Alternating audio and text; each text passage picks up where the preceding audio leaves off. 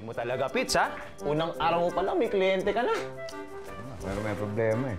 Hindi ko alam anong klaseng negosyo yung babagay doon sa kliyente ko. Eh, madali lang yan. Magpatulong ka kay Maricar. Gusto ko nga sana magpatulong kay Maricar. Kaya, ewan ko, hanapin na yung salamin niya. Hindi na bumalik eh.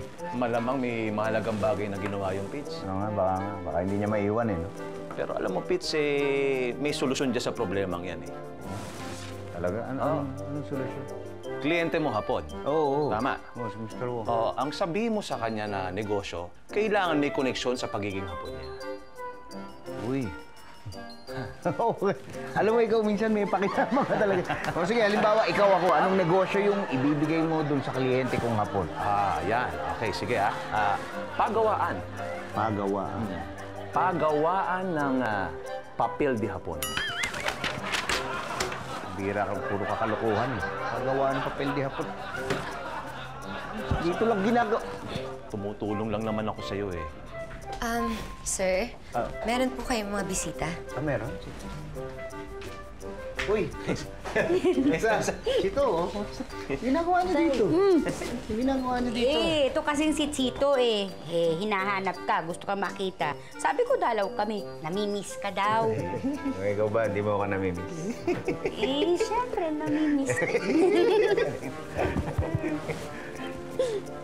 Hello po, sir. Ay, sir. Ay, Maria baby. Siguro namimiss niyo rin ako, no? Sige, yakapin niyo na ako. Hindi na kayo. Sige na. Okay. I miss you. Hi. Oh. Ito yung habi mo, tayo. Ano to? Laruan ko po yan, Tito Patrick. Binili ko para sa amin ni Tatay. Tay, laro tayo. Naku, pasensya ka na, anak. Marami pa akong gagawin eh. Mamaya na lang, ha? Mamaya, ha? Chito, tayo na lang maglaro.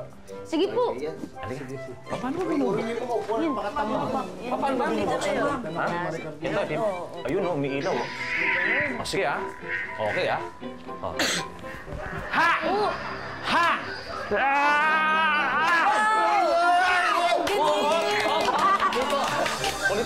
Ulitan. Babawi ako. Ha?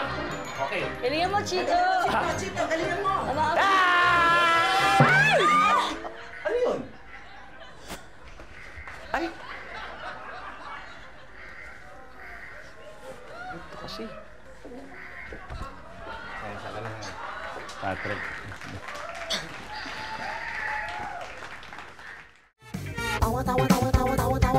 Anytime, anyone, anyhow. Halika manood at sumigaw. Anywhere in the world.